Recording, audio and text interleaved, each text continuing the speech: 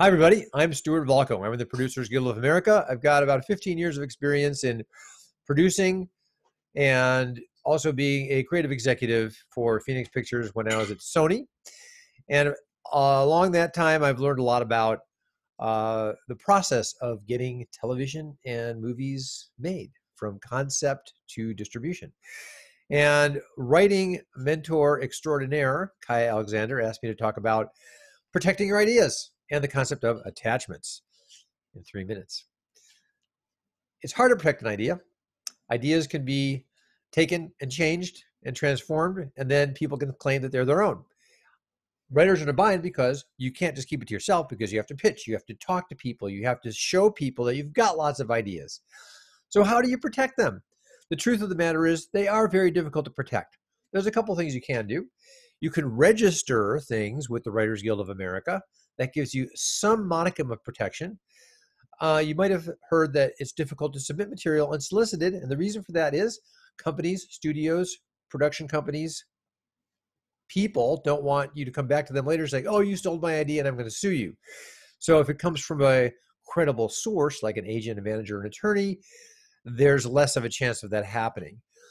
So what do you do?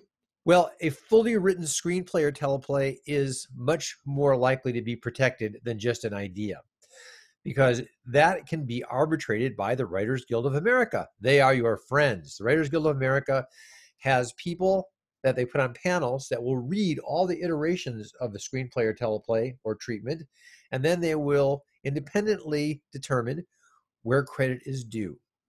Who's the creator, who are the writers, who are the co-writers, and they have a limit of the number of credits in a project. But you have to be a member of the Writers Guild of America. So that's the catch-22. To become a member, you have to get enough points on the board by selling your intellectual property, treatments, screenplays, teleplays, rewrites, etc. So when you become a member of the WGA, that gives you a lot more protection. Before that, it's difficult. The best way to protect your idea is to be part of the process. People want to find your talent. They want you to help them make things that are great. So you want to endear yourselves to the different people in the process. Doesn't mean you're not going to get ripped off, because probably at some point you will. So try to keep in mind that it's not a zero-sum game, that you're going to get more and better ideas. And look, almost everything has been done in some way, shape, or form. It's execution that counts. Now let's talk about attachments. What is an attachment? People think that they can take a writer, director, actor, producer, and attach them to a screenplay or teleplay, which gives them a bigger probability of it getting financed or made. There is no real formal attachment. An attachment is a social contract. It's a verbal agreement between people that says, if something happens, then I will do this.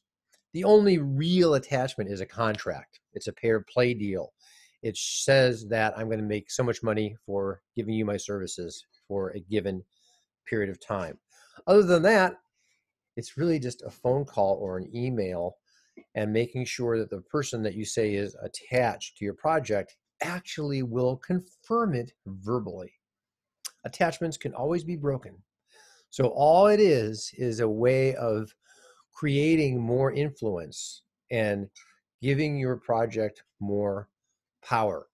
Lift and thrust, as Kaya would say. Thanks very much. Have a great session. That was perfect, Stu. How long was that?